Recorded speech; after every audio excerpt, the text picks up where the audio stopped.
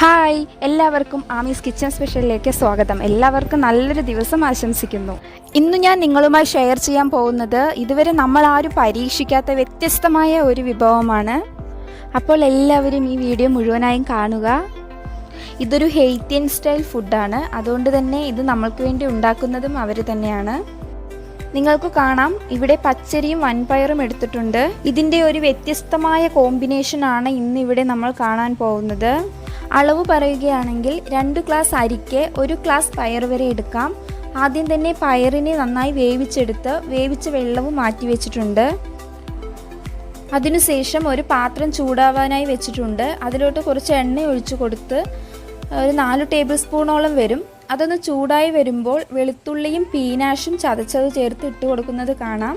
പീനാഷൊക്കെ നാട്ടിലും കിട്ടുന്നതാണ്, കൂടുതലും സൂപ്പർ മാർക്കറ്റിലൊക്കെ കാണാമെന്ന് തോന്നുന്നു. പീനാഷ് എന്ന് തന്നെയാണ് അതിനെ എല്ലായിടത്തും പറയുക. പിന്നെ പറയാനുള്ളത്, ഇതുവരെ സബ്സ്ക്രൈബ് ചെയ്യാതെയാണ് വീഡിയോ കാണുന്നതെങ്കിൽ താഴെ കാണുന്ന സബ്സ്ക്രൈബ് ബട്ടണിൽ ഒന്ന് പ്രസ് ചെയ്യുക. അപ്പോൾ വരുന്ന ബെൽ ബട്ടൺ കൂടെ ഒന്ന് ഇനേബിൾ ചെയ്യുകയാണെങ്കിൽ ഇനി അടുത്തായി ഇടുന്ന നല്ല കിടിലം വീഡിയോസിൻ്റെ നോട്ടിഫിക്കേഷൻ നിങ്ങളുടെ ഫോണിലോട്ട് വരുന്നതായിരിക്കും.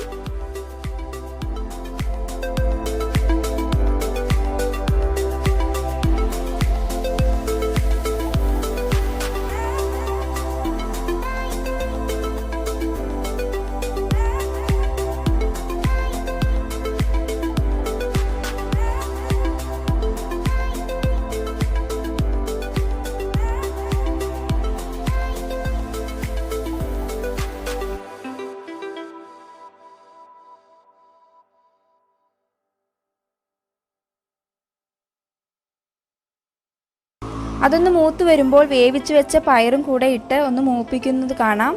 അതിൻ്റെ കൂടെ തന്നെ മുളകിടുന്നതും കാണാം. നിങ്ങൾക്ക് കാണാം, ഇവിടെ മുളകിൽ ഗ്രാമ്പ് കുത്തിവെച്ചിരിക്കുകയാണ്. ഇവിടെ ഈ ഒരു മുളകേ ഉപയോഗിക്കുന്നുള്ളൂ. ഈ നല്ല എരിവുള്ള മുളകാണ്. നിങ്ങളുടെ എരിവിനനുസരിച്ച് മുളകിൻ്റെ എണ്ണത്തിൽ മാറ്റം വരുത്താം. കൂടാതെ പിന്നെ ഇടുന്നത് ഇൻസ്റ്റൻ്റായി കിട്ടുന്ന ഒരു മസാലക്കൂട്ടാണ്. ചിക്കൻ്റെ ഫ്ലേവറിൽ വരുന്ന ഈ മസാലക്കൂട്ടാണ് എല്ലാ ആഹാരത്തിലും ഇവർ ഉപയോഗിക്കുന്നത്. നമ്മൾക്ക് ഇതിന് പകരമായിട്ട് ഗരം മസാലയോ അതുപോലെ ചിക്കൻ മസാലയോ ഉപയോഗിക്കാം. ഈ മസാലക്കൂട്ടൊന്നും ഇട്ടില്ലെങ്കിലും ഇതിന് നല്ല രുചിയാണ്.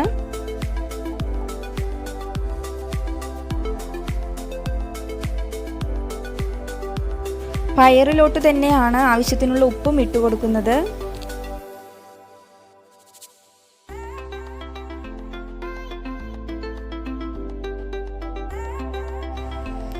അതിനുശേഷം തേങ്ങാപ്പാലും പയർ വേവിച്ച വെള്ളവും ചേർത്ത് കൊടുക്കുന്നുണ്ട്. 1 മുറി തേങ്ങയുടെ പാലാണ് ഇവിടെ എടുത്തിരിക്കുന്നത്.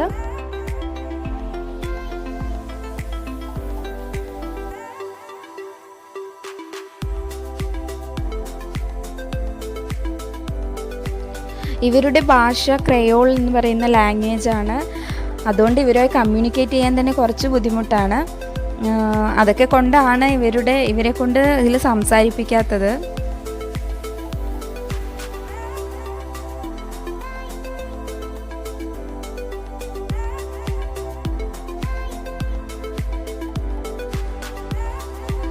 വെള്ളം ഒന്ന് ചൂടായി വന്നതിന് ശേഷമാണ് കഴുകിയെടുത്ത അരി ഇട്ട് കൊടുക്കുന്നത്.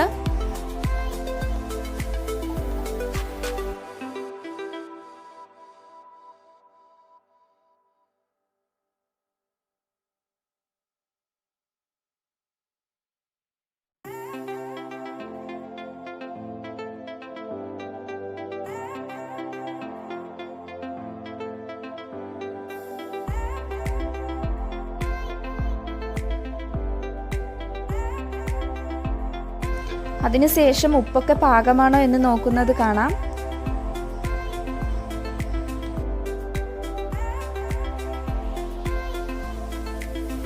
പിന്നെ അരി മുങ്ങിക്കിടക്കുന്ന പരുവം വെള്ളം വേണം. തേങ്ങാപ്പാലും പയറിൻ്റെ വെള്ളവും ഒഴിച്ചിട്ടും അരിക്കു മുകളിൽ നിൽക്കുന്ന കണക്കിൽ വെള്ളമില്ലെങ്കിൽ കുറച്ച് വെള്ളം ഒഴിച്ചോളൂ. കൂടി പോവരുത്, പച്ചരിയല്ലേ കുഴഞ്ഞു പോവും. നമ്മൾക്ക് ഇത് വേണ്ടത് നെയ്ച്ചോറിൻ്റെയൊക്കെ ഒരു പരുവത്തിലാണ്. ഉപ്പൊക്കെ നോക്കിക്കഴിഞ്ഞാൽ പിന്നെ ഇളക്കുന്നില്ല.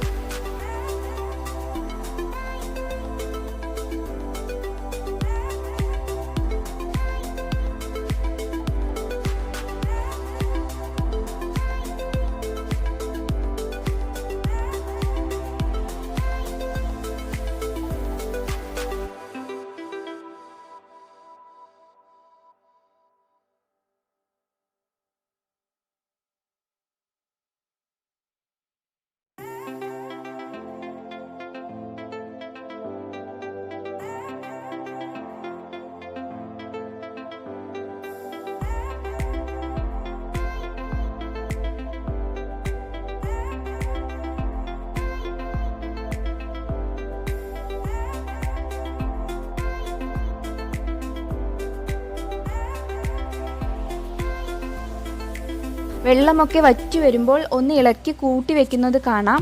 അതിനുശേഷം ഒരു പാത്രം കൊണ്ട് ഇത് മൂടി വെക്കുന്നു. നിങ്ങൾക്ക് കാണാം, ഇതുപോലുള്ള പാത്രമോ അല്ലാതെ നമ്മൾക്ക് സാധാരണ വീട്ടിലുള്ള പ്ലേറ്റ് കൊണ്ടാണെങ്കിലും മൂടി വെക്കാം. അതിനുശേഷം മുകളിലെ തട്ടും കൂടെ അടച്ചു വെച്ച് തീ നല്ലതുപോലെ കുറച്ച് വെച്ചാണ് വേവിച്ചെടുക്കുന്നത്.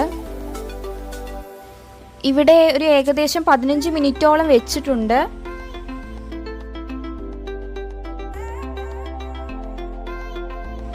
ഇവരിവിടെ ഇതിനെ പുവാജൂരി എന്നാണ് പറയാറ്, അതായത് നമ്മുടെ പയറുചോറ്.